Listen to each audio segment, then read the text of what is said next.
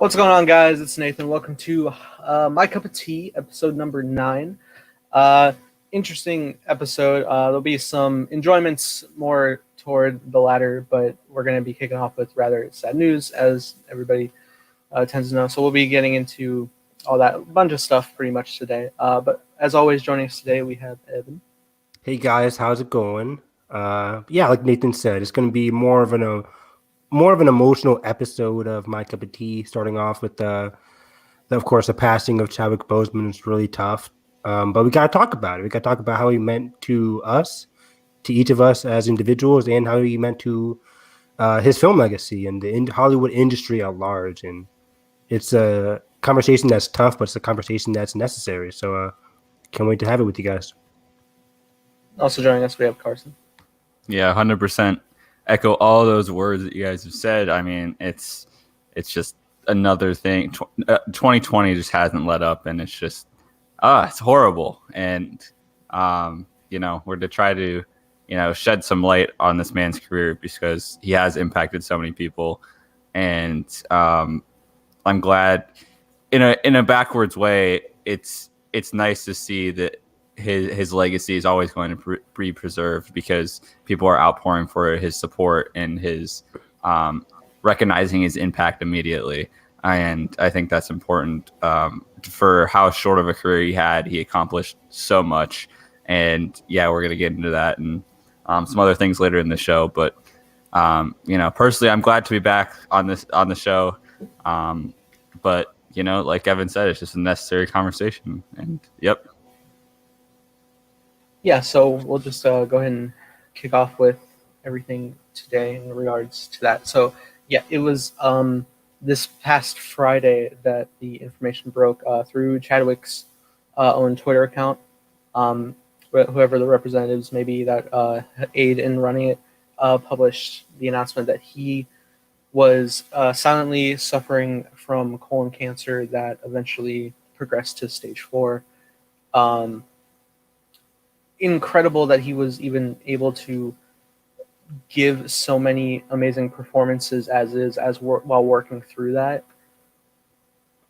Yeah, I agree. Yeah, it's super surprising. Like, just trying to get through my whole emotional reaction of the news in general. I didn't think it was real.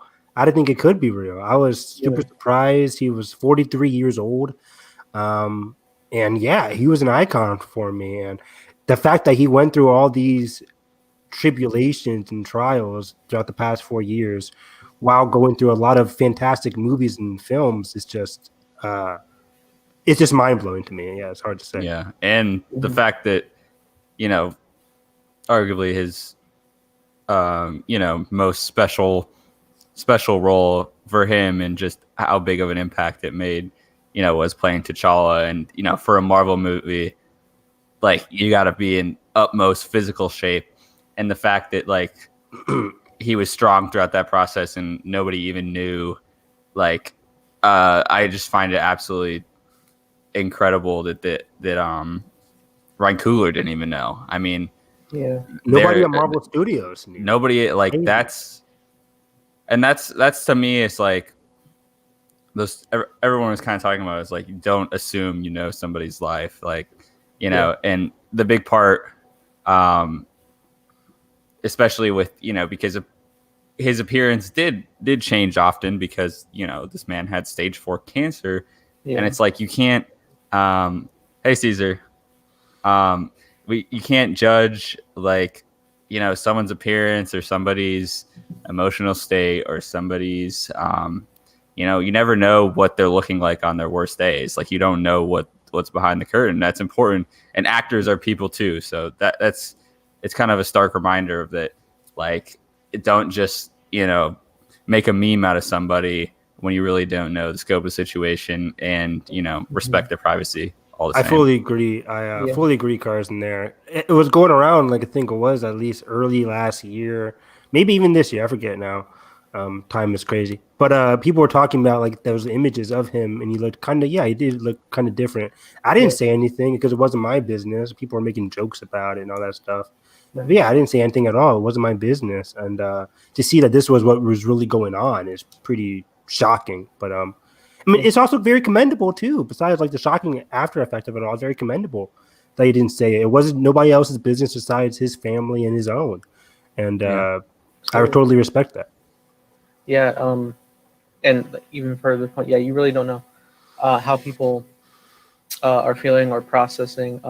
Similarly to this, when this news was broken out, recently, it was Elizabeth Olsen had deactivated her Instagram because a lot of people were ganging up that she didn't say anything.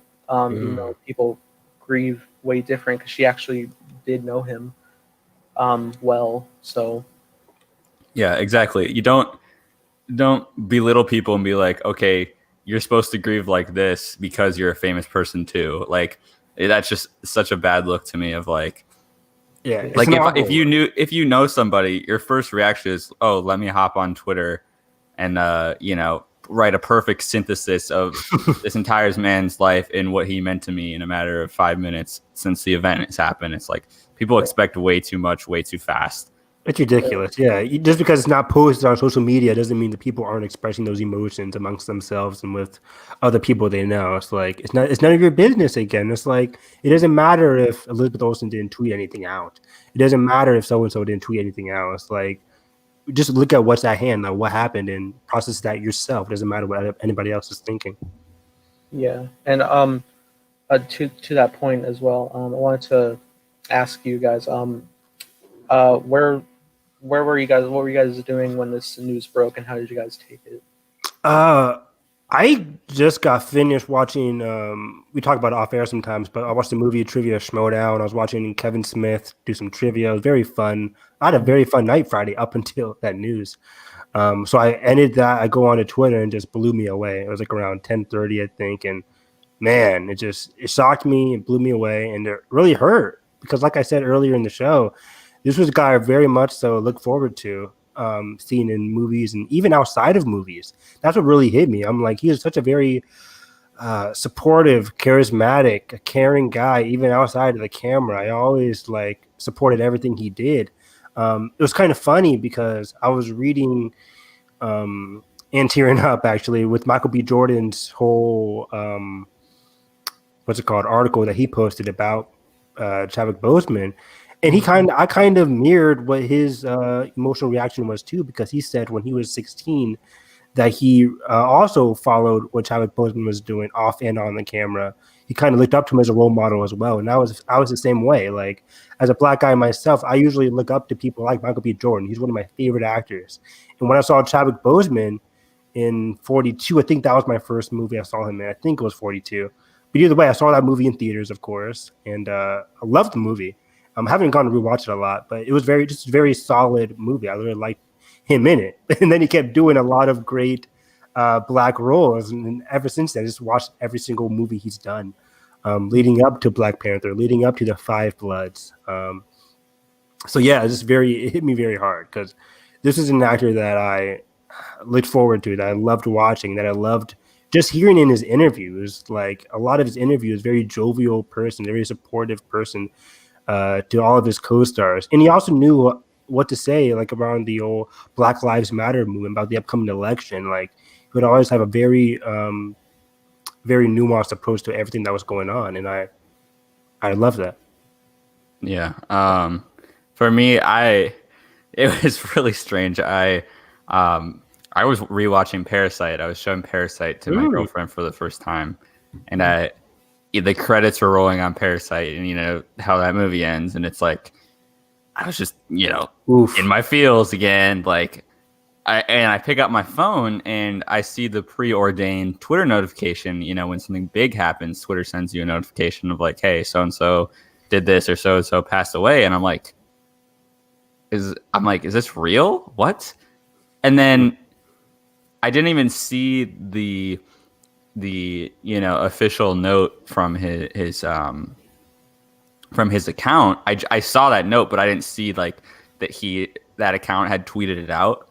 And I'm like, is this real? And then you just keep reading, and then you see like you go on trending, and it's just like a million tweets. I'm like, because it was just probably an hour after the news broke that I had got onto the scene of what's happening, and I'm like, I just like yelled. Like I'm just like what? Like I was just yelling because I'm like I don't know what else to do. I was like Chadwick Boseman died. I'm like I was just yelling. Like I'm like I don't know. Like I don't know. Like I just felt like an outburst of like in shock, and I don't know what to say. But it about the his presence though. It's like I can't think of anyone that's been so like, especially with 42. Like 42 was it was his first big movie, right? That was his first big I believe so. leading role in was that movie came out what in 2013? Thanks. So. Around that time, yeah.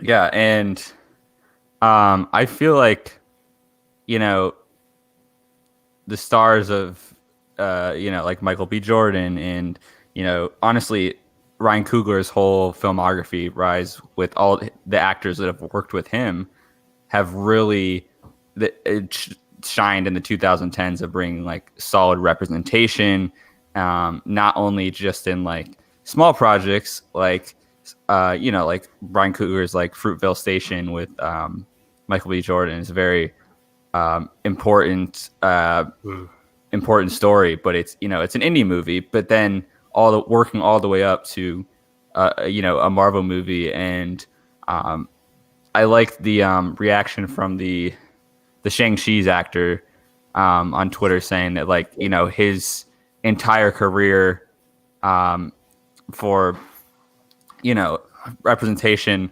elsewhere that's not in the Black community would not be possible without Chadwick's just absolute owning of the character and just bringing it to life in such a way. And I totally agree. It's like he paved the way not only for Black representation, but just better representation as a whole in Hollywood. And I think that's so important to touch on. And I think that like harkens back to like how good of a person he is outside of the camera and everything. Evan was talking about like how nuanced he was. Every interview that you listen to is very well spoken and just very passionate.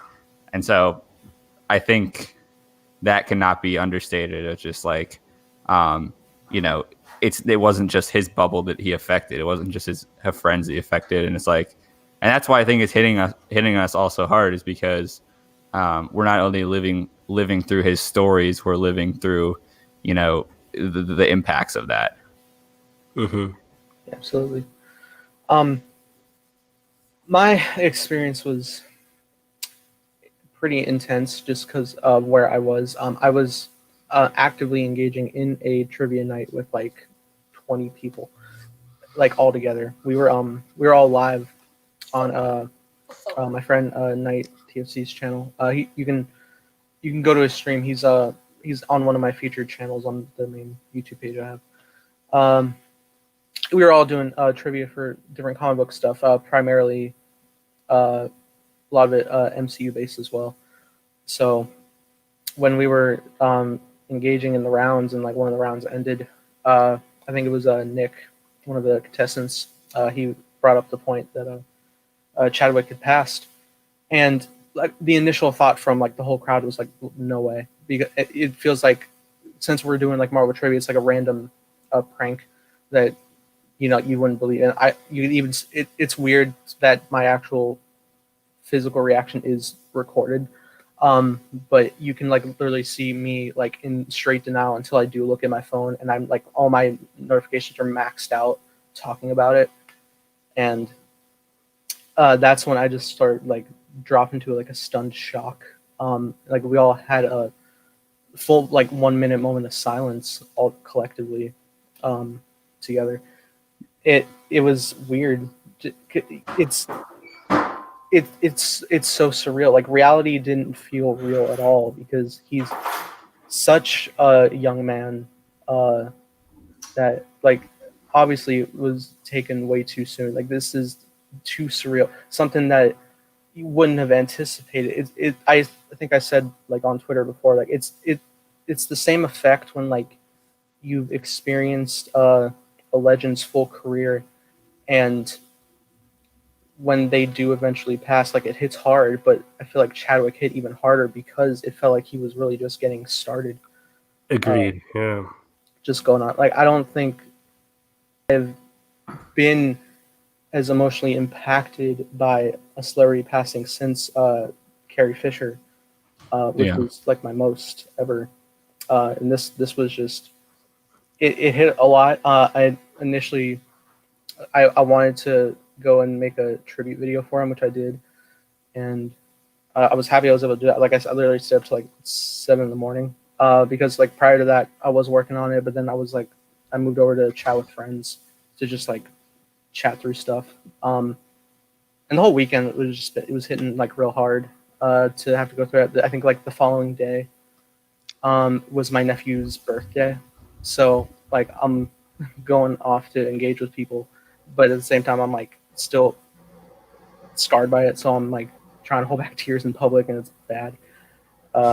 Just trying to settle through that, and I would just like see so many like stories like on and off, causing me to break into tears because like it was shared this interview which I had already seen prior once, and it was emotional for sure, but it's even more so now when he's talking about how he visited a cancer patient child that didn't even make it to see the premiere of Black Panther. And then when you actually know the context now, and Chadwick's like choking up, like initially I'm sure it is also because the child didn't make it, but also he's going through the exact same thing too. Yeah, it's horrible. It hurt. Something that hit me too is I didn't see this until actually yesterday. Is one of the last texts that he sent to Josh Gad. Josh Gad, yes. Just, you know, even in a text message, just how grateful this guy was to, you know, be in the position that he was to bring stories to life, but also just appreciate the little things in life. It's about him. It talks about rain in LA and about how, you know, that rain gives life time to breathe, and then you can kind of see it as like a reset, and you should go outside and take a deep breath and you know, really appreciate the little things. And it's really well spoken, and I was honestly tearing up reading that whole paragraph that he sent Josh Gad, because you know, if that's how he is with his friends, like, you know, everything that we're praising him about just seems so right. And so I don't know, it's hard to express, but yeah. And the other thing that I've been thinking about is his last scene in Defy Bloods, and how that's going to go down as kind of, I think, a tribute to him as him as an actor, and him as just his impact, because just in the context of the scene and how he's even framed in the scene, it's just so there's just so many added layers now going back, and I won't be able to go back and watch that scene for a long time, but I'm glad that that's kind of one of his final performances in all of its glory is that distilled moment, and just the sun shining through the jungle, and then you see Chadwick Boseman, you know, framed like the king he is, and it's beautiful, and you know, sadly it has a different meaning now, but it's heartbreaking, but it's still one of the best scenes of the year. So good. Why people still have him like in the best supporting actor category for the upcoming Oscars. Like that's what I was just gonna ask you guys. Okay. I would love to see. I think you should just nominate him. I don't want to be. As much as you know, I would respect like an honorary Oscars. You know, any recognition and remembrance he should be getting this year, but he earned it. I don't even think you have to carve out a separate category. This guy already earned it for his performance. You know what completely. I mean? Yeah, I think it's already. I shouldn't say set in stone, because the upcoming movies there's going to be a lot of supporting actor nominees. I can kind of predict, but I think he's definitely one of the 5. I think he's definitely one of them. On top of that, he still does have another movie coming out. I forget the title. And is it coming out this year? I can't remember. I think so, dude. I think so. It's a Netflix movie. I think it's coming out November or December. Maybe early next year. I'm not sure. but it's coming out It's soon. with Viola Davis, right? Yes, It's also in it. I'll look it up here in a second. But yeah, I think he could get another Oscar nomination there. Just going, I mean, yeah, let's discuss his filmography a bit here, because like Carson was saying, in that scene in The Five Bloods, he has such a angelic presence on screen, especially the way his characters look up to him, the way he has an impact in that movie. Just the ghost of him, just his presence of him throughout the movies via these characters. It's very, it's heartbreaking, but it's very powerful too. I loved it so much. I love what he brought in every single scene in that movie, especially a lot of it's about letting go and forgiveness in the minds of letting go, characters, forgiveness, and imparting his legacy upon others, and imparting doing what's right, not to only themselves, but to people in the Black community as well. Especially like when they find the spoiler alerts for The Five Bloods, by the way, guys, everyone. When they find the gold in the beginning of the movie, and he's like, "We're giving these to the people back home," and of course, everybody has different perspectives on that, as we see throughout the movie. But just like even in that movie, his character is similar to Chadwick Boseman himself. Like he's always about like supporting the people back home. He's always about supporting the African American community in any way possible, and I loved it. Yeah, absolutely. I think about the final scene in Black Panther too. How powerful that would be now. It was powerful already, but I love the ending of Black Panther because not only do we get the beautiful scene on the cliff, where he's holding the bad guy in his arms, yet he shows empathy in that situation, and then how it wraps up, just like the spreading of that empathy. That ending of that movie is so perfect. That, and you immediately, I think you either see the apartment building or the basketball court, and you immediately know. You don't even have to wait for the scene to play out. It's beautiful. And I feel like with every Chadwick movie, there is one of those moments that we could dissect and say that it's not only a reflection of how powerful he played those characters, but how powerful Chadwick comes off on screen and how much he resonates with what he's saying. Yeah, fully agree. Did you guys watch Black Panther over the weekend? I wasn't able to. I was going to, and I couldn't bring myself to it yet. I was thinking about doing it today, but then I realized I didn't want to be a mess on the show. Yeah, I feel that, dude. I might watch this here soon, but I did watch the the Marvel tribute that they posted on Twitter. Yeah, with all the actors going off about him, and I loved that. I think that was very emotional. It seemed like every single person in the Marvel Cinematic Universe was giving their thoughts and praises to Chadwick Boseman and what he offered to them and what he offered to the Marvel Cinematic Universe. Yeah, it's especially hard just coming from everybody, and even in the whole round of the interviews, Chadwick himself joining in. Yeah. Oh yeah, towards the end there. Yeah. Yeah, I love cutting to the. Or even with Michael B. Jordan's, I had no idea he actually knew him since his teen years. Yeah. That was surprising. But yeah, I really loved that whole tribute, and towards the end there, where he was talking about, I think it was it was one of those interviews that was supposed to be towards the build up towards Black Panther, and he was saying what a great opportunity it was, or how he's so happy to do this for the African American community, and just showcase that diversity on screen. And dang, did he do that? Yeah. I saw Black Panther twice. I saw it twice opening weekend. I think I saw it 3 times overall. Every single time, the crowd goes crazy. It's one of the best Marvel Cinematic movie experiences for me, and mainly because of him. People always say, I loved the side characters in that movie too, but he anchors that movie, and he anchored Civil War too, which came out before that. He's fantastic in Civil War.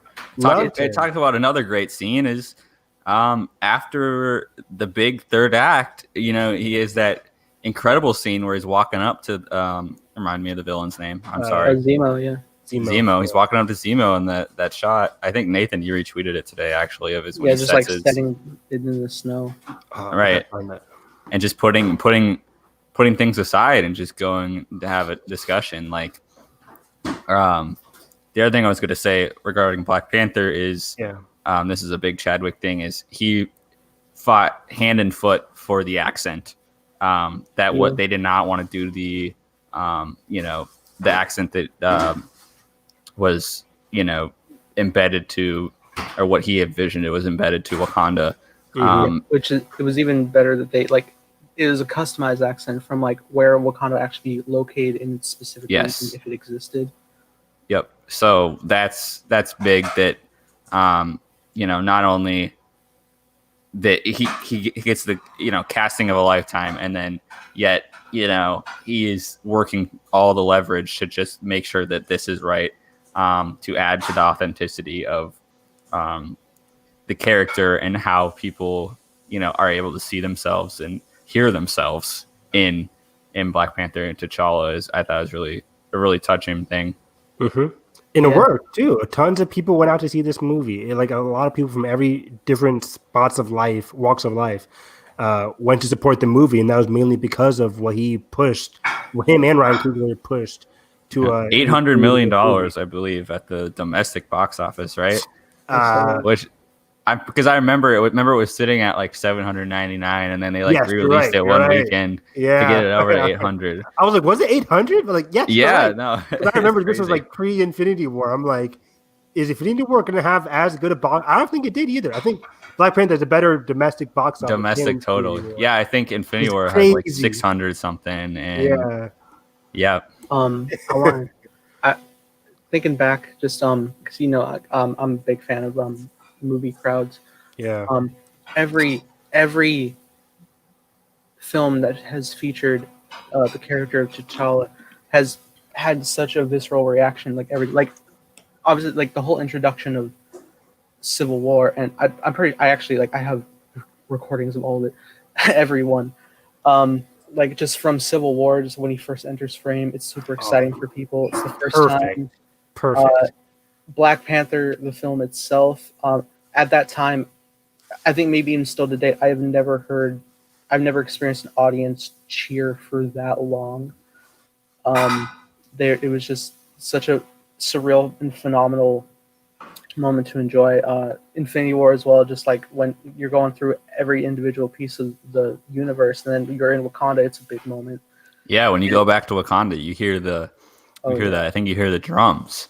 And then everybody just goes wild. You get your chills, because Cap's like, I know a place, and then you're just like, oh, here we go. And it just starts with the back of his head, and you just and it's great. And I love the joke when they get off the ship. It's it's so good. Should we bow? Yeah, should we bow? What are you doing? It's so big, and his whole return in Endgame, just being the first one you see comes through the portal. Oh, jeez. Yeah. So everybody screaming their heads off in excitement and yelling Wakanda forever and stuff is just great. And thinking about all that, it's obviously like that's the biggest thing for me, just like being a nerd. The whole Black Panther character and the MCU as a whole, it essentially is like my favorite franchise after Star Wars. And like I've literally grown up with it, and just like developing through it, and the whole lead up to Civil War was phenomenal because at the time, Civil War was like the biggest event. It was the testing ground if you can pull off an Infinity War, and like not only the fact of balancing characters, but introducing two major ones, which they knocked out of the park both, especially with T'Challa, which was such an amazing presence to see his just his regal. He's the most, I think, regal performance in Civil War, just because you're not like diving into his own side of the story yet. So just from others' perspective, seeing him this is clear royalty. Easily. Yeah. Thinking back to when they had the press conference, I was even like pulling footage of that when they announced Civil War for the first time, and Black Panther was already on the slate, and they were like, no, he's going to be in this. I was just about to say that. Yeah. And Robert Downey Jr. and Chris Evans are both there, and Robert introduced, he's here, ladies and gentlemen, Mr. Chadwick Boseman, and he comes out, and that's the first time anybody's even realizing that, and it's lost my mind. It's so beautiful, and I didn't even know that Marvel had even like filmed this from different angles until I saw the tribute they posted officially this weekend. But because I was pulling fan phone footage, Yeah, for phone my footage. for my tribute. But like he walks out and he gives them both a big hug, and I love by the end of it, and he's just like I'm so honored to be a part of this Marvel universe, and I look forward to making magic together, which he very much did. Definitely. I love that. Honestly, he has a full, complete story arc sealed in the world now, which is great. When I was making my tribute, that was an experience because I'm making it the night of the news, and it's especially hurtful to experience. I'm like picking through scenes, and I was pulling a clip where he does say Wakanda forever, and that made me just lose it, just burst into tears because like the thought that he's gone, and he's just been so synonymous with that phrase and everything. And while I was making it, I was adamant about I wasn't trying to showcase like cool Black Panther action and stuff, even though I know Chadwick has done some stunts and suit stuff. I wanted to keep his face in frame primarily the whole time.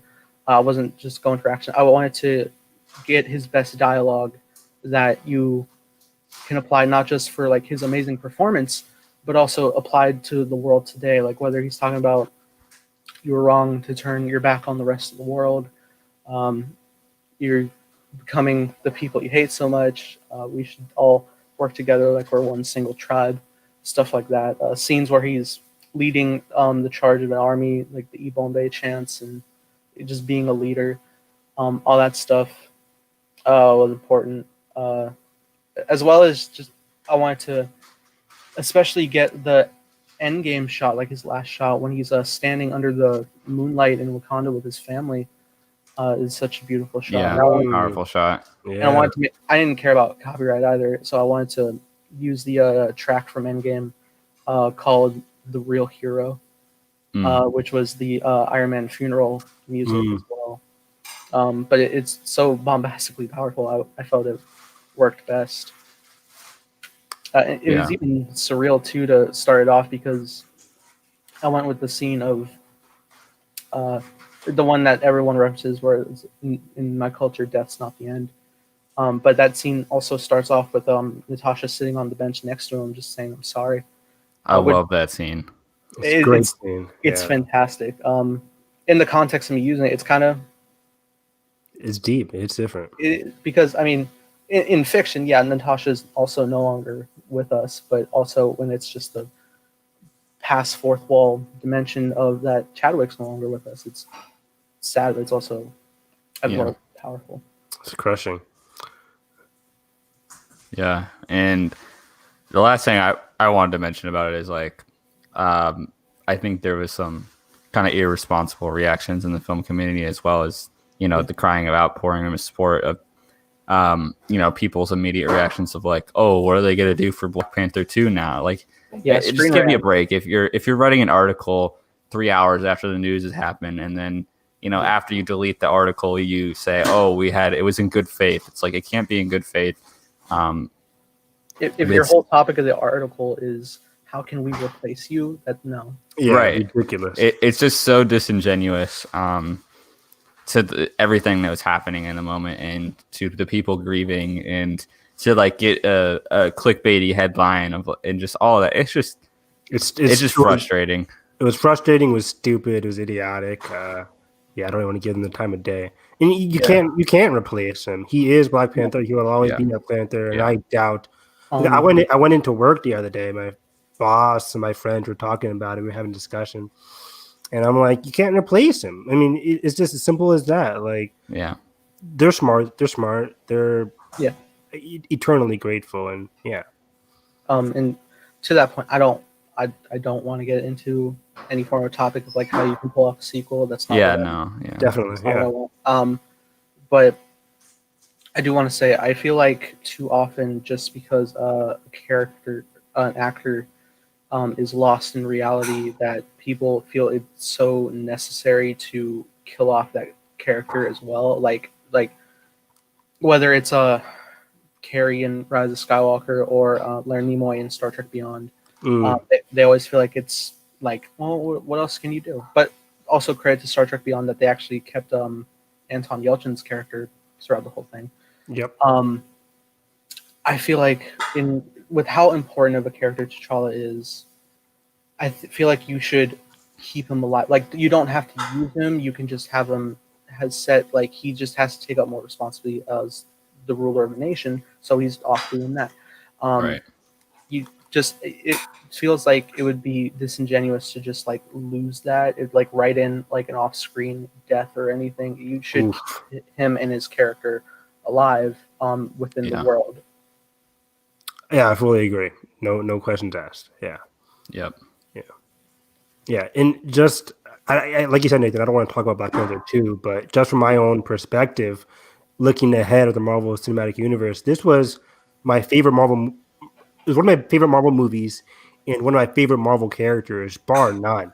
Like I was never the biggest Black Panther fan growing up. I read a lot of Black Panther comic books. I read a lot more after Black Panther came out. Similar to like Carson after he saw the Batman trailer. Literally everything Batman. It's like, for me, I was like, okay, let me go back and read some of these more older Black Panther comics with a more like adult Evan vibe going on here. Yeah. I definitely did that. I read a lot of Black Panther comic books. Ta-Nehisi Coates has I think it started in 2018 run with Black Panther, and it's fantastic. I love that one a lot. And looking ahead at the Marvel Cinematic Universe, he was like the main guy for me. He was going to be like the main spearhead. So I'm just completely devastated on that end. And then especially like in terms of Hollywood as a whole, this was a guy like, if you put him in anything, and I would go see the movie. Just last year, like 21 Bridges, he was fantastic in. I thought it was a very solid movie. Like, he was a guy with such a great on-screen presence where I would just see every movie he would be in, whether it's an action thriller, a big drama, anything. I was very excited because, like we've been talking about this entire time now, this death hits different. It hits hard because he was only 43 years old. He was just starting his incredible career. He had a lot more to say and a lot more to do to the film industry and to the world at large outside of the film industry. And his legacy will always be cemented there. Yeah. I think that would about. Yeah, I think that kind of covers it. Yeah, I think that's. It's hard to continually talk about too, because then you start, then you start thinking, getting your head about it, and kind of refeeling everything again, and it's hard. It's very hard. He'll always be in our hearts. He'll always be in our memories, and I love him. Yeah. And I'm probably gonna just full dive into his filmography pretty soon because I know there's a few I haven't seen. So. I think there's a few I've never seen. Marshall. I really want to watch that one. I haven't either. I haven't seen Get On Up. That's a great one. I haven't even wanted to for a while. I haven't seen 42. Wow, really good. You got to get to 42. Harrison Ford is really good in that movie too. Great supporting actor from Harrison. Yeah. And Harrison had a fan. If nobody here watching has read Harrison Ford's tribute to Chadwick Boseman, I mean, Harrison just a god among men, and he wrote a fantastic just tribute to Chadwick Boseman and what he meant to him. Yeah, absolutely. So to that point, we're gonna progress to the more normalized movie discussions. Me and Carlson and Evan have all returned to a theater near you. Coming to a theater near you. So it's fun. I think just for the like, you guys went to go see like one film, right? Yeah, all I saw was New Mutants. Okay. You saw and I saw Tenet. And I saw both. So I'll be the bridge. Good for you. The bridge. Was it? We'll see. Okay, so to that point, maybe because Tenet's rather complex, and let's start with New Mutants first. Yeah. Let's talk about it. So I got to think what I want to say that's not heavy about it. Save the better ones for last. Is it? We'll see. I mean, interesting. Breaking news. I'm gonna pull up my film New ranking. Mutants is better than Tenet. But I think they're not that far away from each other. Wait, I cannot wait for the weekend, man. Real before we start talking about Tenet, though, I want to say, is the Dune trailer? Am I going to be able to see that? Right, I'm seeing Tenet this week, and I'll still be able to see the Dune teaser, right? If you're going Yeah, in I mean, IMAX, We both did or IMAX, so that's a Does good. it have to be IMAX? Those fucking 13. I don't know if it has to, but I mean, I don't know. Yeah, that's I a might good as well. question. You know what though? You're probably gonna get Batman for sure. We didn't get the Batman Ooh, trailer, which man. was kind of really You didn't get disappointing. Batman? We got No. the new Wonder Woman trailer. Saw that already. I got what else? Oh, so the new one, the Comic-Con one, or the fan? Yeah, one? the Yeah, fandom with one. Cheetah and stuff. Oh, okay. Yeah, it was really cool. I got that. I got Doom. Trying to think. I got Black Widow. Oh yeah, Black If I Widow see Black and Widow again Kingsman. one more time. We got I got got Kingsman Kingsman, with yeah. the September too. 18th. With I the do September too. 18th, and I'm like, what? Yeah. What are they doing? Why are they A couple playing weeks, that? yeah. I whispered over to my dad. I'm like, yeah, that's not going to be here. He's like, that got delayed again. I'm like, yeah, bro, that movie's been delayed like a year. It was supposed to come out last year, I think. Now it's February or January. We see it. We got Top Chef Carson over here. I'm just a judge. It's raw. No. But yeah, I saw Kingsman. I'm like, between Kingsman and Black Widow, I feel like I've seen these movies already. It's like, just release these things. I know. It's I crazy. thought that Black I Widow would- trailer was different. I'm like, wait, hold on. Have I No, seen it it? wasn't, dude. With how long I edited my super trailer, I'll tell you, it's not. I was very. I know it like the back of my hand. I'm tired. Because I hear Why are you Florence Pugh going slouching? like waiting for interest rates to go down. I'm like, what is going? Like, have I seen it? To that other point though, the Kingsman. I've been avoiding that new trailer because I was already Oh. sold. So that was the first time I seen it. I was like, fine, but I was like, Yeah. I can't wait for this. Take the L. It looks fun. I don't know. Nobody's really talked about it, but It looks a lot of fun. It looks way better than Kingsman 2. But Sure, is it still Matthew Vaughn? yes. yeah. Cool. Matthew Vaughn. I'm sure. I hope the studio laid off. Yeah, I hope so. But or maybe they should have gotten involved for Kingsman too. But anyways, going into New Mutants, it was funny because going into it, like the reviews came out last Thursday, Yeah. and I was buying the tickets, and I was in a group text with my brother and my dad because we're getting ready to see it. I'm like, do you guys still want to see this movie? Because I'm like, I do. I'm willing to see it, but I don't want to waste my dad and my brother's money Sure. to go see a possibly bad movie. But my dad's like, oh, it doesn't matter. I just want to go back to the movies. I'm like, okay, cool. My brother was the same way. I went to go to the movies. It was pretty great. I went to Cinemark. I feel like it was a great experience for me in terms of the whole theater experience. Because my brother and my dad and I were like the only ones in the theater. Some guy showed up a little bit late, but he showed up in the very front row, so it wasn't that bad. Mhm. Overall, everything was pretty clean. But anyways, getting into the movie itself, I didn't think it was half bad. Like, I think off the top, I'm just gonna say I rated this a 3 out of 5. On the verge of rotten, but it wasn't bad either. Like, it just wasn't. How should I say this? Like, it wasn't what I wanted it. It wasn't what it could have been. It could have been way worse. Yes, it could have been way worse, and it could have been way better. I think I also because I was watching like Stuckman's review. There were supposed to be reshoots that didn't happen, so it wasn't muddled in that sense. Yeah, there are supposed to be reshoots that Fox really wouldn't do a lot of reshoots. Marvel, I think Kevin Feige was like, we're just going to release it how it is. Probably for the best. Probably for the best. Like, yeah, if it's bad, leave it as it is. If it isn't, just It's already the end of the. exactly. It doesn't. Did it feel matter. cut down at all? Because it is a pretty short movie. Hour and 30. It didn't feel short. It didn't feel cut down because it was supposed to be a horror movie. Most horror movies Right. are at that 90-minute range. I was like, It felt like okay, it had its cool. natural progression. Exactly. And I walked out saying there could have been some extra scenes where I felt like some characters could have had more of a great dynamic. I think me and Nathan are in agreement, though, that some of the emotional connection in this movie really vibed with me. I really liked, what's it called? Moonstar and Macy Williams' character. I forget her name right now. Their relationship was great. Oh, I loved it. Loved it. It was really good. I'm like, wow, they're going there for this movie. I loved it. To yes. that point, I will say, like my. By the way, real quick, before you, this is spoilers for New Mutants, right? Is Do it? Do you want to get into spoilers? Does person care? You can absolutely spoil it. I'm not seeing it in theaters. Okay. Okay. There was something I wanted to say, but yeah, you're right. I don't know. Okay, fine. I'll leave on the verge of spoilers and non spoilers, whatever. Sure. In this What were you gonna say, low-rated podcast, we do. Yeah. Still, what were you gonna say, Nathan? Tara? Yeah. Like to my point of watching New Mutants, just experiencing it, I will say, I loved the opening of it. I was pretty locked in on that.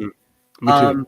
And I feel like my only like real issue that was shaky was just like the start of the institution and just like the dynamic of characters. Because just from the start, I was like, this feels overly spiteful very fast. I'm not really engaging with these characters fast. There's some racism. For no reason. No, and I get it. Well, I mean, I don't know too much the character of Magic that Anya Taylor-Joy plays, but from what I'm hearing of Twitter, not like that. Not like that. She's a very hardened character. She's very in the movie. She's turned into more nihilistic than she really is. Yeah. I get the purpose of the movie. They're trying to say like she doesn't care about anybody except herself. She's very selfish. She doesn't care about humans in general. Hence the racism. Yeah, I know the character Sunspot, who I'm familiar with on multiple X-Men projects, but I've seen him both. I think I've seen him both on the Gifted show and Days of Future Past. He wasn't Gifted. I saw season 1 of that. I think I was like halfway through season 1. I was still enjoying it. I just fall off shows. I don't know how you do that. I don't know. I get sidetracked. Life. Carson, You don't know how many shows. You don't want to know. Keep on eating your sandwich, motherfucker. I mean, but yeah, from the start, like when he made like that sexual comment, I was just like, oh god, douche, no. Like instantly I was just out. But then like later when you started just actually diving into like I can't touch people, like that's interesting. You start to vibe with his character. I never did like his character. Even when I walked out, I'm like, he was still the weakest link for me in terms of the character. Sure. Maybe it's just because like I'm familiar with the character, but I think it just like it just felt weird because I feel like that just like first interaction of him was just way different from everything else because everything else like he's like whether it's I think it's Charlie something from Stranger Things. Yeah, Charlie Hutton. Yeah, like they were vibing a dynamic that I was pretty cool with.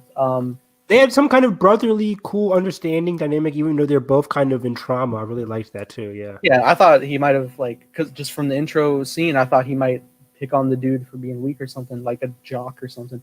But no, he wasn't. And I like just exploring the dynamic and like the horror dynamic of like how he like his previous girlfriend he like burned alive and stuff. And the whole creating of like these horror visions that I guess was it confirmed that it was actually from? Yes, that's her ability. Her ability is to create physical manifestations of people's fears and delusions. Which is in that sense. Which is a great concept to create a horror film out of.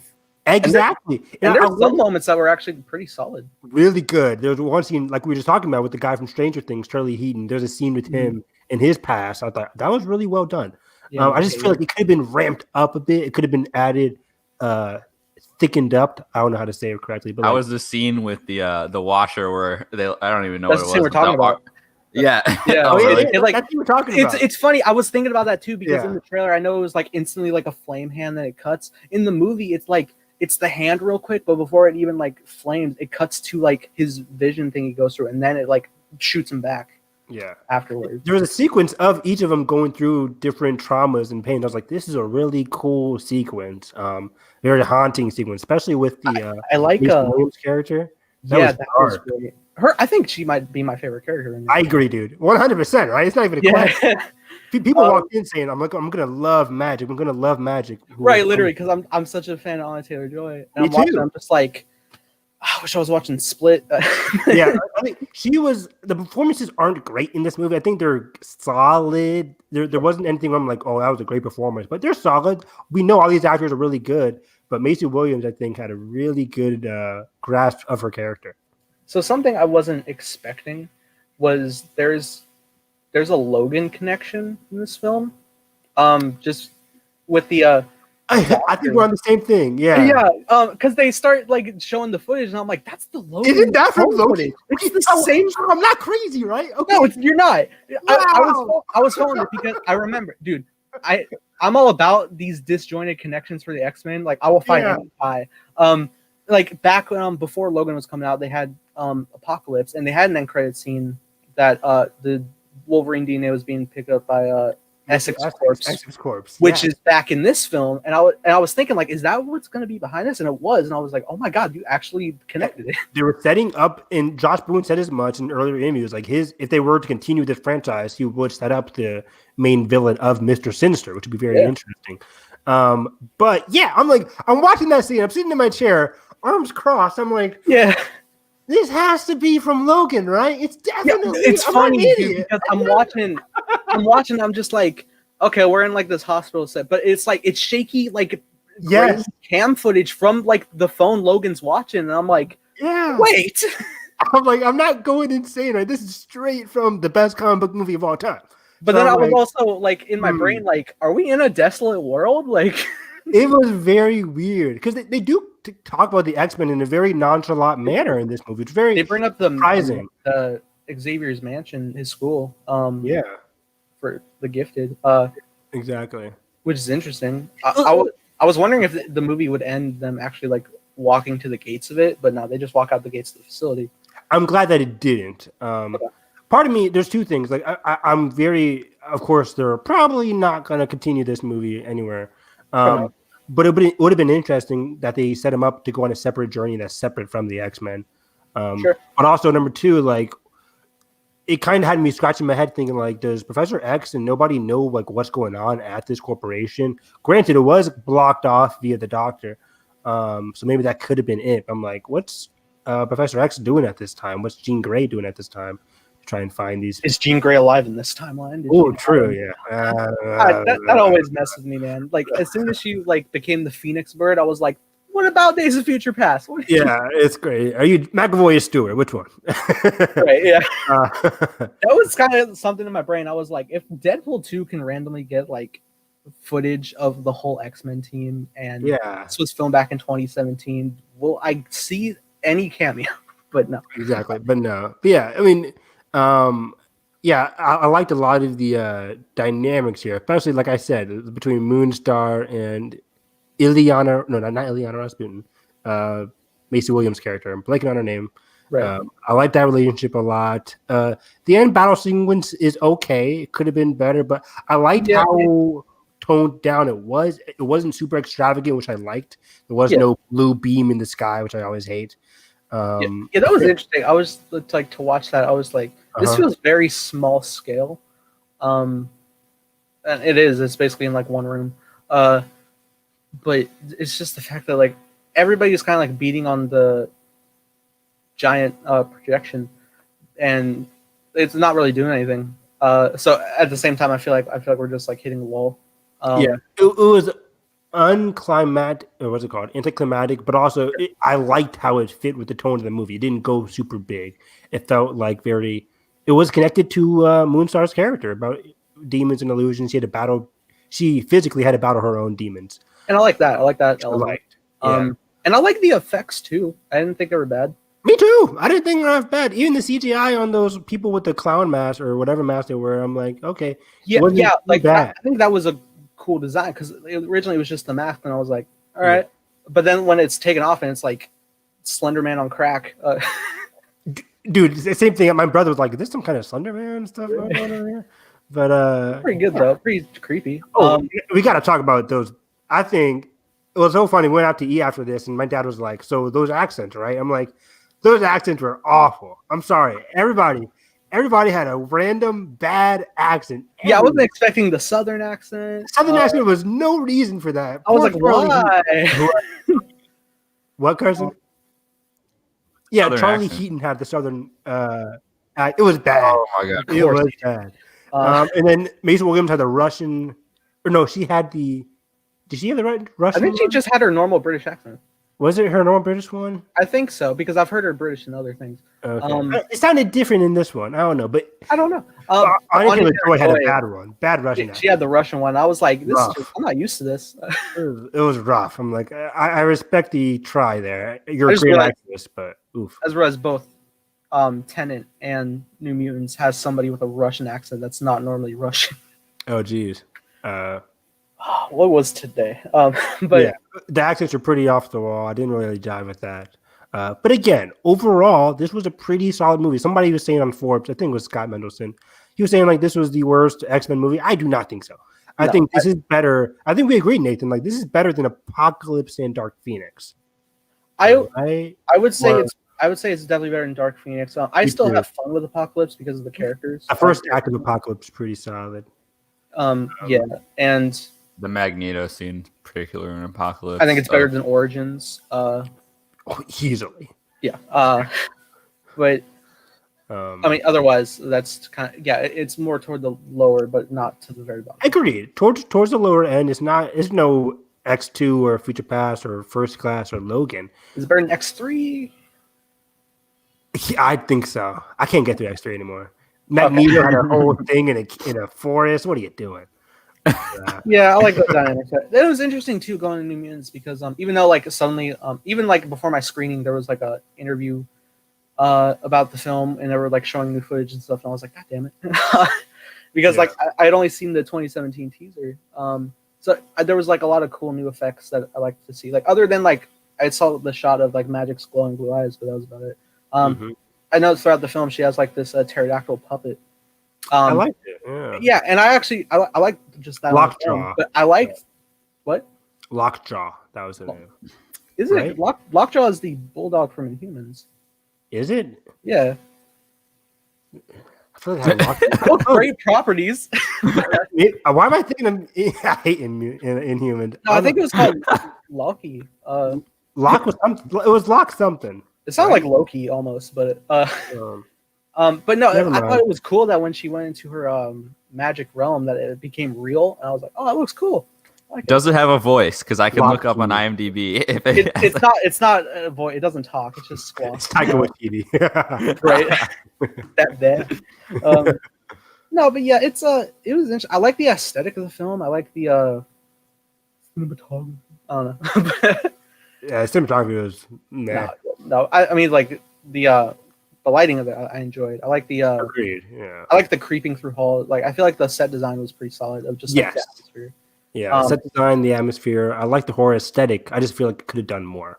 I like the pool scene. That was pretty good. Pretty freaky. Yeah, it's pretty. Yeah, so we're just breaking out horror elements now. Yeah, but it's definitely. I thought it would be way worse, and obviously the word of mouth going in this weekend wasn't helping. Not at all. He wasn't helping at all. Or maybe it did help that I went in with such lower expectations, and maybe you're right. Yeah, maybe to that point, my theater experience to that. Okay. I went in and like I was doing a double feature, so I was like, and I was actually at the time the only person in my auditorium, and I thought I was gonna be the only one there anyway. So I was like, cool, let's get some popcorn. So yeah, I got some popcorn. I got a slushie. That was cool. Of course. Yeah, it's delicious. I missed it. So I sit down and I got my stuff, and I went to, and it's not until after I do that I'm always constantly checking like the turnout of the screening because I do eye interaction stuff. I'm just like, is it even worth it? I did it, but I go to check, and like I see there's like 5 people, 2 rows behind me, but it's like a thicker block off because of the recliner. It's normal seating, so it's like 2 rows back throughout all through 5 people, and I'm like 2 each and then 1. And I was like, all right, I feel like I'll be all right. And then there was like 2 more people that came in right behind me. And I was like, are you serious? I've already paid for this. This sucks. I knew Tenet was going to be even more full. And I was like, how do I operate?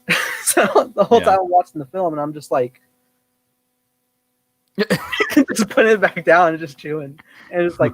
By the way, I now know it's not as easy to just simply slip your straw up under your mask because it would just pin. So I had to I did it for Tenet too. I was like just sipping and I put it back down, just like Spider-Man eating a sandwich or something. Love it. But the whole time I'm just like I am exposing the whole time. This is not the most ideal, but it's pretty rough, yeah. Yeah, so New Mutants, not terrible. It stayed for an end credit scene. There was not one. I forgot to send in chat. I didn't even stay. Oh, wow. I forgot to send in chat. I got this recording because I was like, will there be an end credit scene? I was like, I don't know, but like just to check for any disappointment. I'm gonna film it. And I was gonna send it to chat. I haven't yet, so I will. But we get to the end of credits and there's nothing, and then like the dude behind me, sounding very white trash, is just like, those bastards! Like, how could they do that to Stan Lee? Not give him any shout out for his last producing credit. I'm like, is any of this correct? What? Last producing. What? Yeah, I'm just like, hang on, last produced That's weird. cameo? What? I'm tempted to look now. I mean, it's definitely not. Every No, Marvel movie after but, this is gonna have his name on it. yeah, the dude's just talking, and then like it was funny. So like I got that on video. So like I'll send, and then I stopped recording, and then like I hear him go further after my recording, and he's like talking with, I guess, his wife, and she's like, "Oh, we like make sure we grab our mask," and he was like, "I forget the mask. We're going right out the exit." And I'm just like, "This sounds right." Disgusting. Okay. So I went out the opposite direction. Yep. And I'll do the same thing. It's funny you mentioned that. It's funny you mentioned that, Nathan, because my dad, like, after we left, he was like, I didn't expect to see Stan Lee still there. I'm like, yeah, I feel like he's going to be on every single Marvel movie, regardless if he's alive anymore. It's just like, he created these characters. He has to be on these movies. I feel like it's the same way when, like, any film that featured Robert Downey Jr. had executive producer Jon Favreau. Mm-hmm. I doubt he's, like, super engaging and, like, oh, where are you taking Tony? Like, no, they know. Yeah, exactly. Yeah. So, Well, shall I discuss Tenet? yes, we shall. So, I never heard Tenet. the soundtrack, so I have no idea what I just said. It's been strange because I've been grappling with this movie for the past 2 days, and I'm still just torn. No spoilers. No spoiler. Yeah, no. So I wrote like 1,000 words on it, and I posted it on my. I'll relink it after this for you guys if you want to check it out. It's no spoilers, but I kind of just like hash it out. I'm like not plot wise, but I just like go over if I basically I'm just like trying to figure out if I like it or not in the article. But it's interesting because this movie probably has the most exposition of a Nolan movie that there is. Bigger than Inception? And you Yes. can't hear it. Really? And you can't hear it. No, this was fascinating to me. So I'm sorry to cut you off, but like during Inception, there's a lot of exposition, like a lot. But in it's the first easy. act. But it's entertaining. You're right. He does it in a very entertaining way. How is This- it? How is it that you can't hear it? Or like, is it like a loud shoot 'em up scene? What's going on? It's Here? no, The mix is it's off. Like It's- it's background ambient audio. Yeah, and like there's like ocean waves in the background. It's like, and like if there's anything, Ludwig's score is great, but it's like they were put on the same level of volume. That's not Yeah. Interesting. yeah, it's really strange to the point that you're almost questioning if it was intentional or not. But it's very much, I don't think it's intentional. It's like I saw an article today is like exploring Christopher Nolan's use of volume. And I'm like, yeah, the movie's loud and it's intentionally loud, like during the action scenes. Of course, it's loud and bombastic and, which is every Nolan. IMAX, immersive, big action, big score, like that kind of volume. Yeah. But like the actual mix is like you're missing bits. I wrote in my review, I'm like, I probably missed 40% of the dialogue here. It's just so frustrating. Like, and so that's it. Like, I can't. I feel like I can't talk about this movie fully until I see it either just again or with subtitles. I wrote this too. I'm like, I genuinely hope it gets remixed for home release because it's all over the place. That being said, okay, the movie is extremely unique. It's of course, it's very ambitious. There's stuff in there that I'm just like, I don't even know how you come up with this. I mean, it's Christopher Nolan. There's sequences that in certain ways that things come together that you're just like, wow. I mean, it's incomparable to a lot of original blockbusters coming out right now. That being said, this is also a heavy dialogue spy thriller, and it kind of what I wrote in my review. I said Nolan has once again crafted a compelling original world filled with unique rules and players. The action showcases him at his strongest, captivating thrills while weaving in and out of mind-bending exchanges, elaborate choreography, and a technical masterclass. Yet it feels like as if in Nolan's attempt to reinvent the globetrotting spy thriller, the genre kind of unravels its flaws against the demands. Basically, what I'm saying is like, because it's also like, trying to be a reinvention of, his love for Bond, his love for, very... Definitely felt that. Yeah, definitely. You definitely feel that. But at the same time, it kind of feels, not even put in a box, but it feels like a different kind of exposition that he's done before, because there's a lot of explaining in this movie. And so because the action is so inventive and like, mind blowing, the actual like story bits and how it's pieced together when it's not a giant action scene, I like the connective tissue of like the structure of it. It's just kind of lacking a little bit. And so it's interesting. And it's hard for me to explain all this to Evan when, I don't want to like touch any single plot point because, but I will say that it's kind of sitting at like middle of the road Nolan for me right now. But better than Dunkirk. I don't know. But yeah, in comparison to Dunkirk, I wrote that it's kind of the opposite of Dunkirk. I would say Dunkirk is like his most like stripped down movie. There's minimal dialogue. It's very much experiential. Your boots on the ground. You're on the beach. You're getting every bullet counts. Every sound counts. Here, it's kind of a lot of sensory overload. Still a ton of like details within the frame. There's like all sorts of like, even Nathan and I were talking about last night about some of like the start of these action sequences. Like you see certain details that like, oh my God, then it gets like reversed and there's like all this stuff. And then, anyways, it's just like, I think it perplexes me because I feel like I've never felt so divided on a Nolan movie before. And it's just strange because, when I immediately saw Inception, I'm like, oh my God, I love this. Like, best movie ever back in 2010. Like, you know what I mean? Yeah. And it just feels weird to not be singing the praises. Still, there's just so much. I mean, John David Washington and Robert Pattinson have amazing chemistry here. They're great in the movie. I was going to ask about the characters. How were the characters and how were the... So that's the other thing I wanted to touch on is I wrote this in my review too. Is like, so John David Washington, this is not his character is named the protagonist, quite literally. And so it's interesting because he's almost a vessel for the plot, and we learn more about the side characters than we ever do learn about him.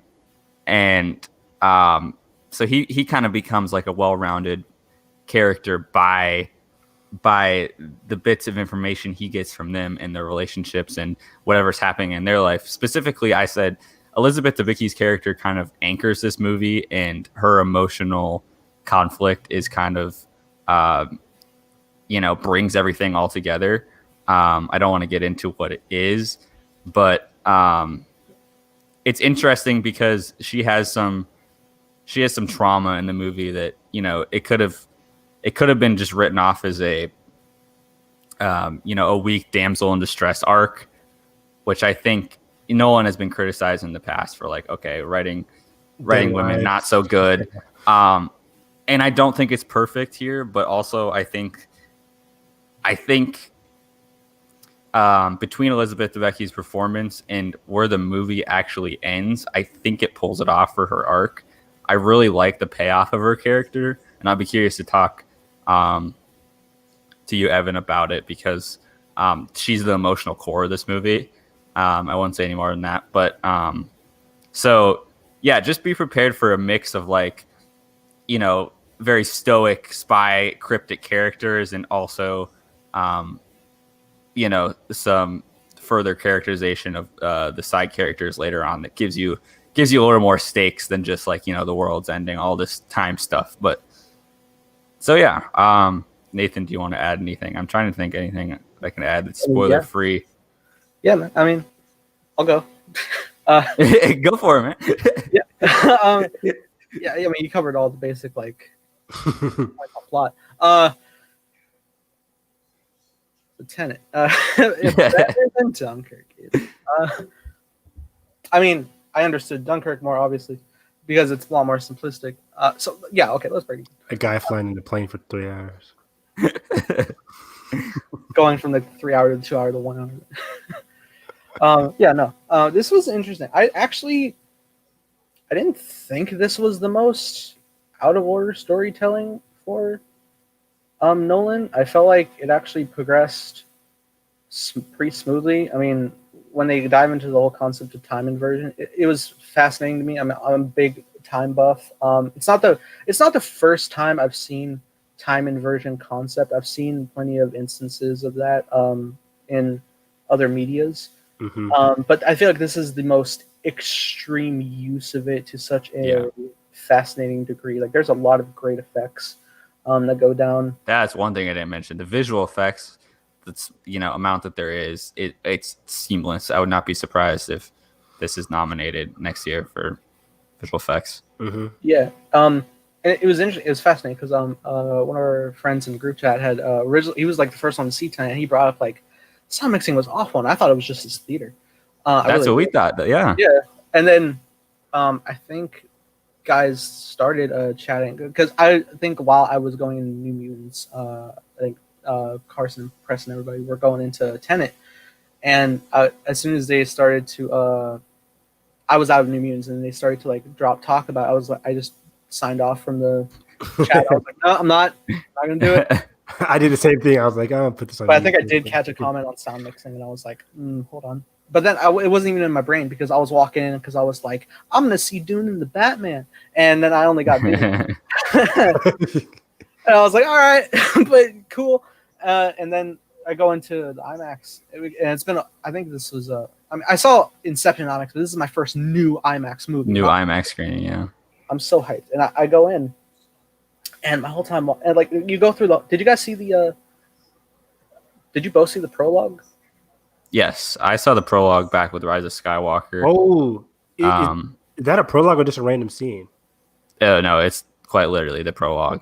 Oh wow! Yeah. Okay. So I did see the scene. Yeah. Yeah. Yeah, the entire. And so like I go through that first, and like I start hearing the speech mixed with it, but I was like, well, okay, we're in an intense action sequence, and they're like they're in masks and stuff. They're and, in like, masks, and this is fine. I wasn't even thinking about it really. It wasn't until they actually do start just talking face to face. I think it might have been John David Washington and Elizabeth Debicki chatting that I was like, wait, like literally my whole like facial experience. I'm like watching Tenet and like I'm going through action and stuff, sneaking sips of slushy under my mask, and like my whole time watching, I'm just like literally as soon as the scene starts, I'm just like, yeah. No, the issue is also like there is a lot of masks play a pretty big role in this movie. Sure. And there's a lot of dialogue is impaired by other stuff that's happening, but also in the scenes that there is, quote unquote, nothing happening.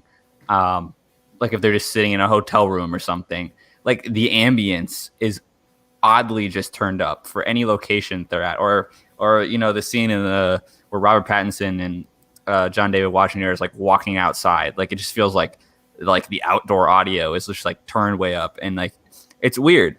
It feels like sloppy, and I'm like it feels weird to say that because it's like Christopher Nolan is so meticulous, and like you'll see it's probably his most meticulous and just like crazy action. Every scene that you've seen in the trailer, you haven't really seen the full extent yet of like there's like payoffs in between of action scenes and things that goes back and that you learn more information about, and then you see things from like different perspectives, both time wise and all this stuff. It's crazy, but then it's like that's why it's so baffling to me that we're even talking about the sound mix. Yeah, because I don't know, it's just strange. I mean, to that point though, in regards to like the placement of Nolan films, I was saying like. I think like last podcast before we went to go see it, I was saying there's a high probability Tenet will take my number one spot from Inception because how much I love time. Because of how much I love time. And then I saw the movie. And so um, it's interesting. To Inception is still my number one, primarily because Inception is just so layered and like not just the craft of its storytelling, but I very much care about these characters. Yeah, the emotional core of Inception is incredible. Yeah, it's not as strong here. I'll just say it. It's sure. It's, I'll just say it. Like Cobb is a fantastic character. I'm all about him and like the whole struggles with his wife. Next favorite Nolan film, Interstellar. Love McConaughey's character and his connection with his kids and everybody, and I love I love the progression. That's my favorite Nolan movie. I think that's his. Wow. I feel like that's his absolute it's his most blend ambitious. of most ambitious. I think it's the perfect blend of that emotional core and that exposition science kind of stuff, and I think it all blends well. I think there's so many great concepts like of these different planets where like they're flying through clouds, but like it's solid stuff like that, mountain waves and all these black holes. The whole like fourth dimension, I think, or fifth dimension, whatever it was. It was whatever it is. It's so fascinating, and I think it's one of Zimmer's best scores, with just the organ. Oh, facts, yeah, gorgeous. And similar to that, Inception has an amazing score. I felt like Tenet's score was like the time theme from Inception on crack. Like a reaction sequence is so intense.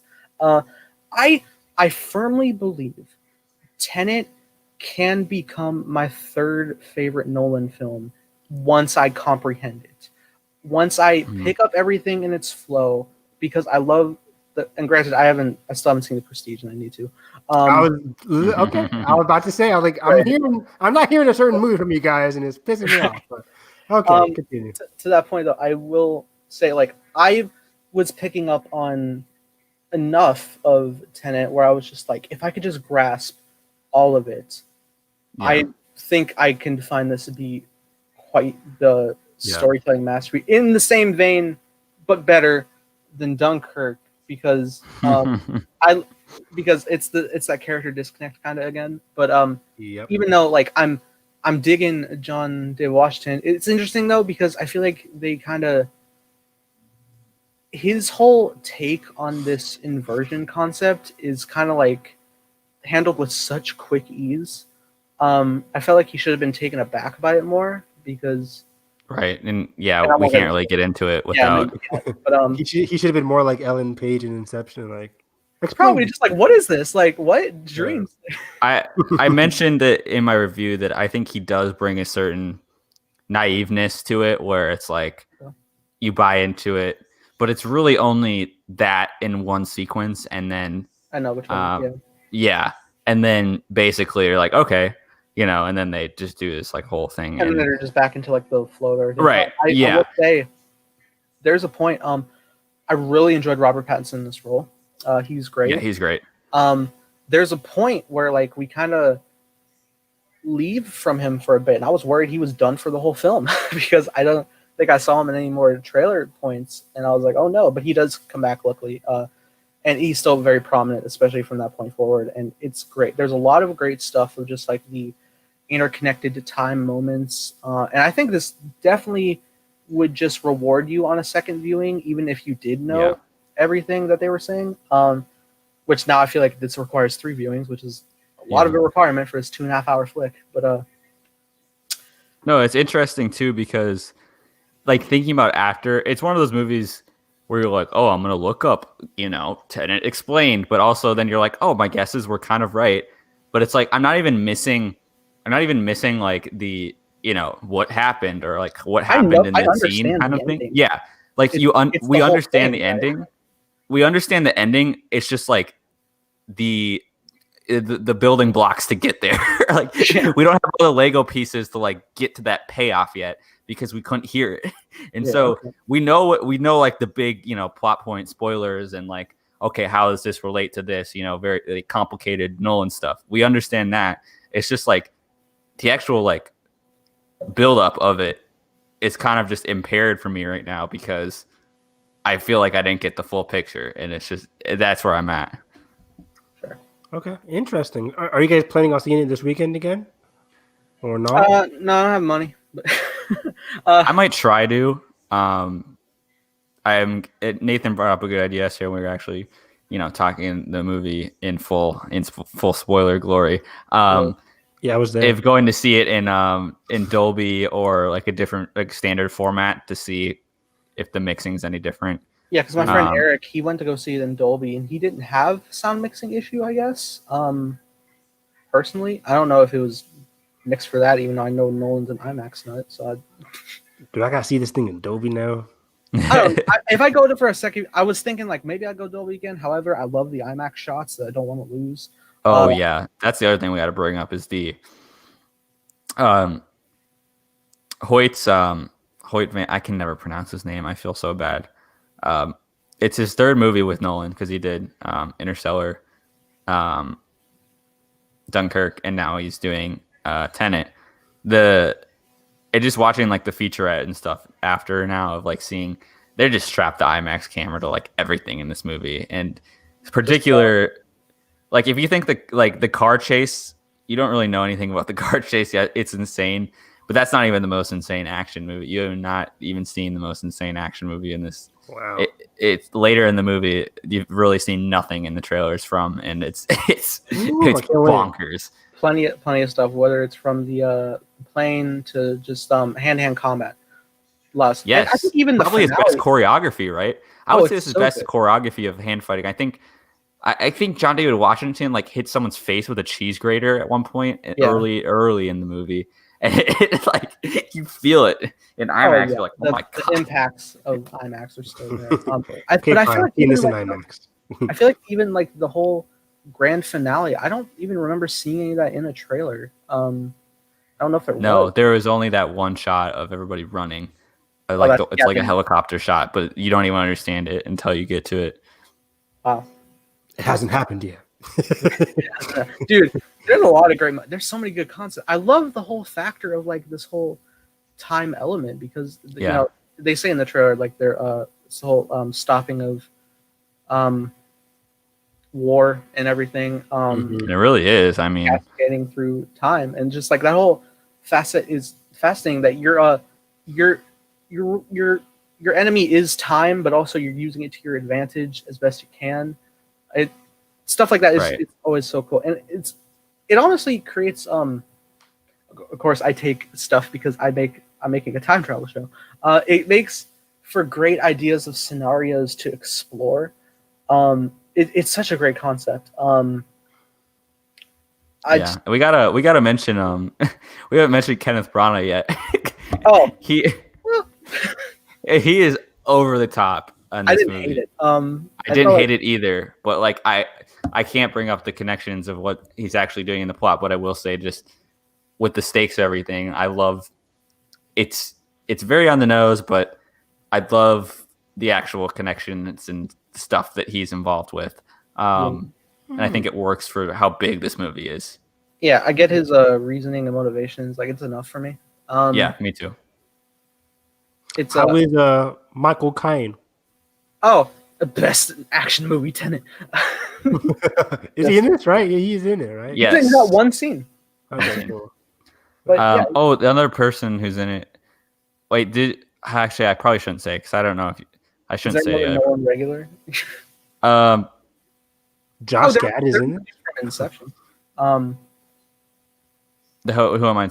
No, I'm talking about who shows up. Like you don't have to say it then. You don't have to say it. Yeah. Okay. I mean, I won't say the trailer, but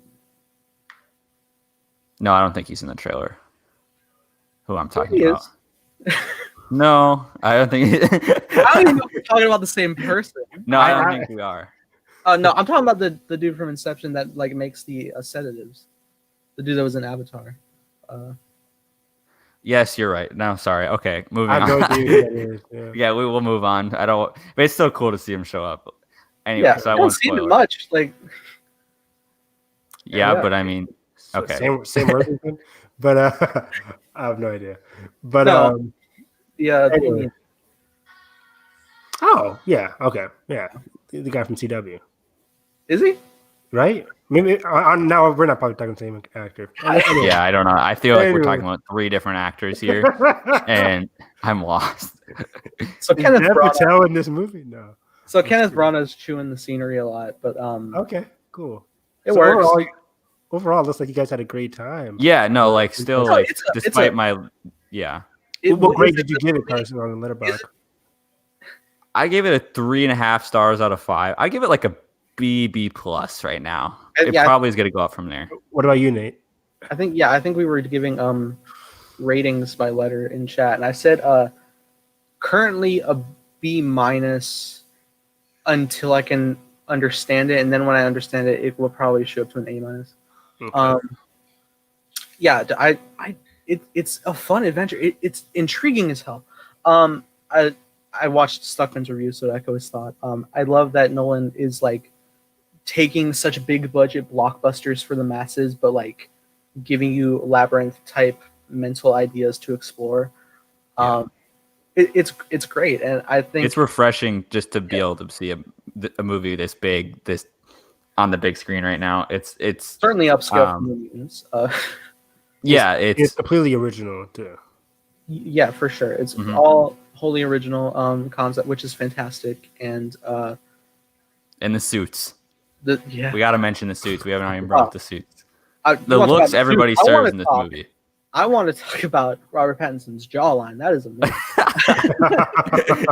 Man, no, he serves it in this movie, man. He shows up and he's got like this scarf thing. I don't even that Christopher Nolan scarf. Yeah, no, it's totally. And they're like in Europe, and they're just like, I don't know, the fashion in this movie. Well, not from the air. Not from the air. Don't be so dramatic. That is much. No, just the way they have the total like spy thriller walk, like going through all these like facilities and stuff, and it's just so funny. There's a lot of great moments of tension, like when they do get, like you've seen in the trailer, that like hallway combat stuff. Oh my god! Leading up to Evan, that, you're not ready. Great tension to it. Man. Going through layers of this facility, it's fantastic. Okay. So, dude, Tenet's fun. Is it the movie to save cinema? I don't know if because if you want people to go, if you were like purposely mixing this to where like I need to see that again to hear. I hope that wasn't the plan. You know what? And like, I'm been thinking about it nonstop for the past 3 days. So if that's any indication, I mean, I'm not sure I loved it yet, but I really, really liked it. And that's good enough for me. Not every movie has to be, 11 out of 10 cinematic masterpiece. I feel like when I feel like I always have an association when I think of like a physical embodiment of time, like wherever I would like think of something that's like running against a clock, I think of like stopwatch or something. When I think of Tenet, I think of an hourglass. You flip. Oh yeah, it's probably the best explanation for the time element. Definitely, so it's interesting. And quite literally in some other. Well, yeah. I won't. Okay. Stop talking. But before I go see like my ranking for Christopher Nolan, I have like Interstellar and Dunkirk towards the bottom. I never really jived with Interstellar. I'm sorry. You gotta rewatch Interstellar. I gotta rewatch it. I saw You're like my grandparents went to go see, and they're like, I didn't understand it. I saw it once in theaters. I'm like, this is interesting. Kind of lost me towards the end. I'll rewatch it someday.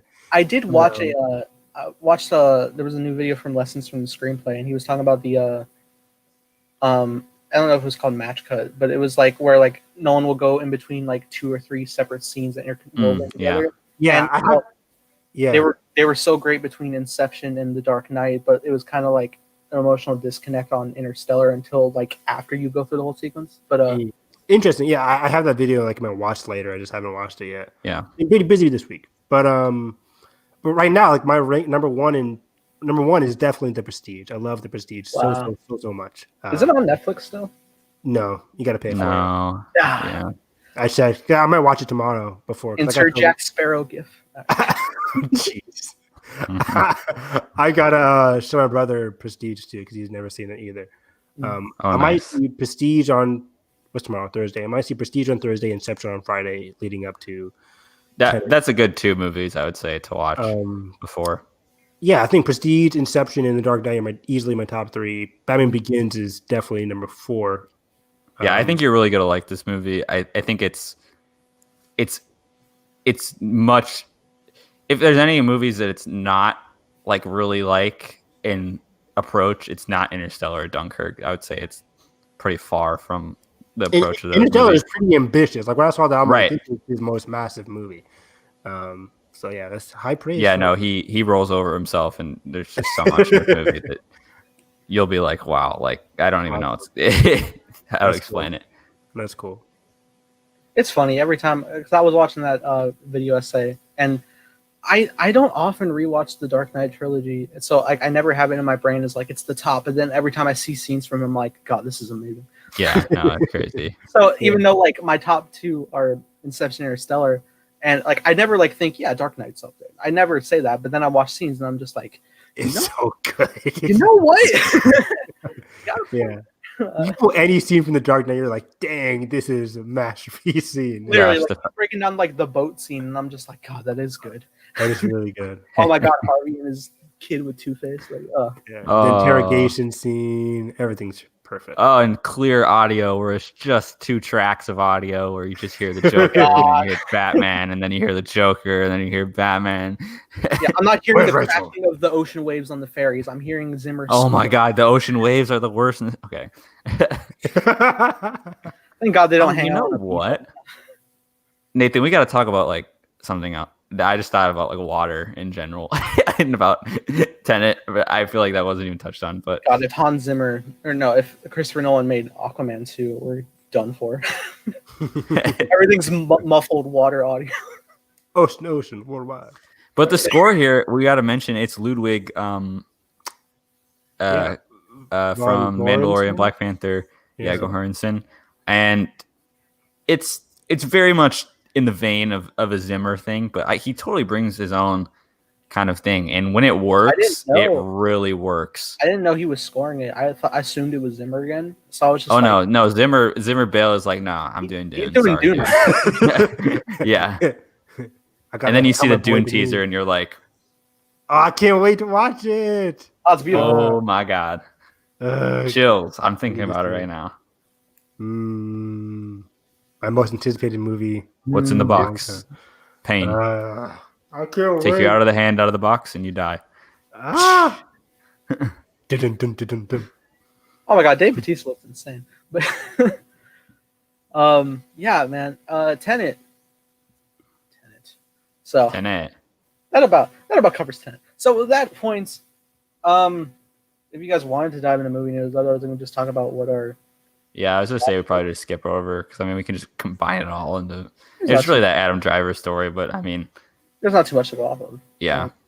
Adam Driver's doing another movie. This guy is never catching. Oh my God, he has a career. Somebody tweeted Adam was like, I just want to disappear from the limelight. Like I'm done. And then he has like 20 new projects. I'm like, his totally Adam. Are just like, okay. He's such a workaholic and he just doesn't admit it. Really is. Yeah. Art. He wants to deliver the art, but he doesn't want to go through the notion of the recognition. No, he just doesn't want to go to the interviews. He doesn't want to do art. I love watching his SNL monologue, and he was like saying, most people think I don't like to be like out in the public eye, and that's true. It's funny because like a couple of weeks ago, people were like, Adam Driver needs to change things up, do something different, and he's doing a horror sci-fi thriller. So many different things already. The man has worked with so many different directors and so many different genres of movies. Like it's incredible. I want you to look at just 3 Adam Driver roles where like you look at Marriage Story, Logan Lucky, and Star Wars. It's so direct. And even Patterson, Logan Lucky, and Kylo Ren. Like that. Like look at Logan Lucky versus Patterson, and it's like crazy, insane. Anywho, let's talk about Bill and Ted. Let's go. You guys do you. I bet it was an excellent time. Okay, so that's an interesting thing. I have now seen Bill and Ted 3. However, for the first time, Carson has watched Bill and Ted 1 last night with me. And we're set to watch the trilogy, but yeah, no, it was so. I was not expecting to have this much fun. It's totally. What did I tell you? It kind of gives me like. It's like the grandchild of like the Seth Rogen like stoner comedy, but like It's not like stoner based. better. It's not a stoner comedy, but like, oh, how do I explain it? It kind of reminds me of like, I don't even know why I want to say Ferris Bueller's Day Off, but it kind of reminds me of like that kind of vibe. It's not like Super John Hughes. It's No, it's not John Hughes, but it's like, I mean, like just like the characters and just like they're just like going about maybe their like business. a John Hughes by Kevin Smith. It's like that kind of like lackadaisical vibe going on. Oh yeah.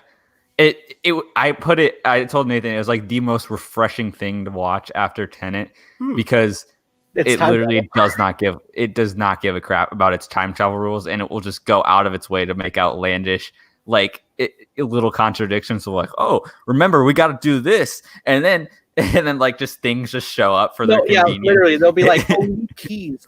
We need the keys. When we're done remember to get the keys back here. Oh, here they are. Like it's so fun. Yeah, and Keanu and forgive me, was Alex Winter? Yeah.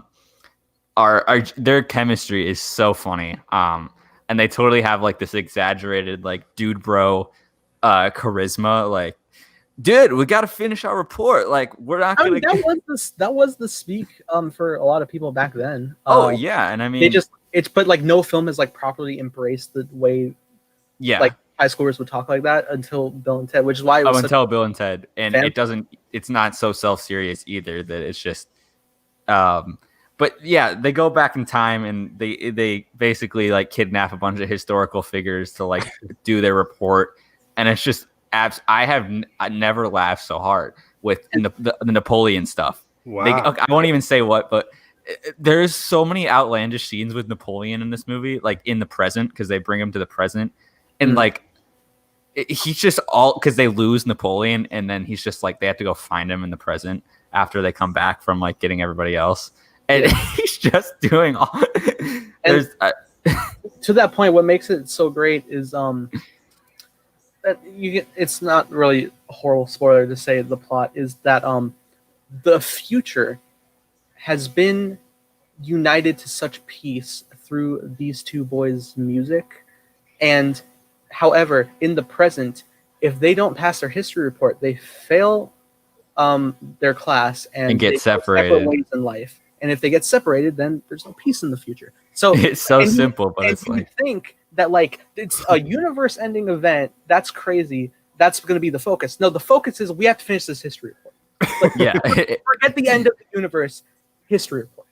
That's the focus. Such a small scale issue. It is. No, it's a big issue in such a small focus. That's hilarious. Which is so like. And honestly, we were watching, and I'm like, they went all out on the sets of this movie for like 1989, because like for all the places they go back in time, they have like full blown sets of like all this stuff, and it's super cool to watch. Yeah, you them, got like medieval times. You got medieval. The funniest is Greece. Greece, when they go back to Greece, it's so funny. Do the effects like in the sets hold up today? No, that's actually an interesting thing I'll get for Bill and Ted 3, because it's they have like, you know how you'll watch like an old sci-fi movie and like they have like these lightning effects that look like super neon hand drawn throughout the movie. They have that for this film. And they have it for the new film. Like it's obviously updated effects, but it's still in like the same vein of that aesthetic. Yeah. It's got like that kind of zany, timeless feel where you feel like it can't really be dated because it's like stylistic to the point that it's like you don't really care that if it's not really like, oh my god, it's not like accurate, because you're just kind of absorbed into this like crazy little world. And it kind of like is like Ferris Bueller in the sense that like you're not focusing on like things of the time period, you're just like out having fun in the day, right? I think that's where I draw the comparison, which is great. Yeah, how is tell us about Bill and Ted 3 quickly, because I know that was a big thing, milestone for you to finish this trilogy after so long. But yeah, dude, let me say, I actually I got the film the night it dropped, and straight up I react to it, so I have to edit that because I was like, this is a big thing since it's I can't experience it in the theater. Even though literally last night I had a dream that showtimes were finally posted for it. I was like, oh my god. I'd already seen it though. But no, I watched it here and it was interesting. Fascinating that all these films are exactly like 90 minutes each. They're all very short, very fast paced, quick, great adventures. Bill and Ted, I will say this trilogy is the most optimistic trilogy you will ever watch, and it's so yeah, no, it's so like they're just it's so wholesome, honestly. in a whole world where like everybody's like more cynical and stuff. Bill and Ted are just like, yeah, but what if we can do this though? And they just go and they try and they have their adventures, and it's fantastic. And Bill and Ted 3, it's fascinating because it's the case of like the 30-year later sequel. Which hasn't been good lately. I was very surprised to hear good things from like a movie. Yeah, it got great reviews. Yeah, I didn't think this was gonna get great reviews either. I was just like, I hope it's just at least good for like semblance of fans, and it is. And I watch it, and it's so great because you start out, and it's not just like, even though they're still talking the same fashion, because if they didn't, it wouldn't really feel like Bill and Ted. It'd be like, what is old man Keanu? What's happening? But like they're talking, but it's interesting because they're in a new set dynamic where like they haven't written the song to unite the world yet, and that's the whole premise. Is like the actual all of reality is going to collapse and end if they don't do it by this time, which is an interesting time travel perspective they have, where you can travel any point in time, but your existing present is still ticking, so you have to get back to that. Interesting concept for something that is so out of really is, yeah, with its rules. But yeah, they have to unite the song, and it's interesting because they're at a point where like they feel like they just got to give up because they haven't written it yet. Like there's even like this clip where Keanu is just like, I don't know, man, I'm tired, dude. And you feel like the sincerity in his voice. I'm like, oh my god, like, the character of Ted's gonna make me cry. But it just it's such a fascinating exploration, and just again, their optimism persuades because they run into all these issues. They have daughters now, like a full set family, and it's great because their daughters are just like how Bill and Ted are in the original films because they were raised by them. Oh wow! So you have like Samara Weaving acting like yeah, I remember she is in that movie. Okay. Dude, she's so great. Like okay.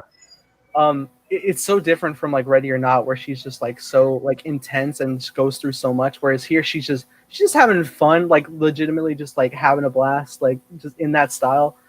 And it's so fun. It's another assembly because it's the same writers brought back that did the first Bill and Ted. Because I guess they didn't do the second one, which is held as like the lowest for most people, even though it's still fun. I love it. But them coming back for this one is great. They go for more historical figures, but the whole idea isn't like a history report. It's we're going to get iconic musical influencers throughout time to form a band to create the song that unite the world.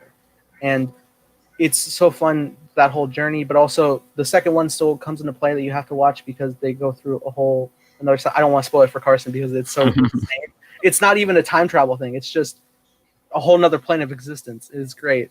But they do get to the end of the movie, and it ends pretty fast. And surprisingly, there was an end credit scene, which was enjoyable. But there's like a whole sense because throughout the film, Bill and Ted experience their future selves through different points in time because they're trying to steal the song from themselves because they can't write it in time. That's so funny. It's so great. And it's funny because like the whole time they're just like their lives are just getting worse and worse. But eventually they get to their like older selves, and they have that moment where like it's younger and older, so kind of like the not to such a well degree of Xavier in Days of Future Past. But it is like that because it's also a sense of like that self-acceptance, kind of like that scene in Rocket Man when Elton hugs his younger self that he always needed. Oh yes. Yeah. It's so nice. And there's like it's such a feel-good film, which you very much need in these times. Mm-hmm. And yeah, when they share those scenes together of their older selves, it's such a beautiful moment. And I'm just like, geez, man, this is so nice. And just they go forward, and it's such a blast. And great soundtrack as well. There's a lot of varying degrees of music because you're going throughout all the time as well. But it's so fun, and they still have not lost their chemistry. Obviously, they're older, but it seems like everything still wraps together, and it really is just. I was so relieved that is such a beautiful payoff to the trilogy, and I think this is the film that everybody has definitely been waiting for and deserves. Hell yeah! Awesome, man. Glad to hear it. Yeah. Evan, have you watched anything? Have you? Yeah, I was gonna say. No, New Mutants was the only new movie I've seen. Like I was planning on watching Inception or Prestige earlier this week, but I got busy, so I'm just going to do that tomorrow and Friday. That's Yes, about maybe it. we'll talk more we can Tenet, do, next we can week. do 10 spoilers definitely next week. Sure. Well, if that's the case, then hour 45, it's pretty good.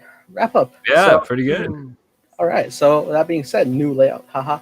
If you did enjoy our stream, we are about live every Wednesdays around 8 or 9 o'clock, particularly 9 o'clock lately, which tends to work out cool. But yeah, with that being said, Evan, where can the people find you? You guys can find me on Twitter at HarrisEV9, talking all things movies. There's going to be a couple movies I'm seeing this weekend. Like I already mentioned, the Christopher Nolan Prestige and Inception.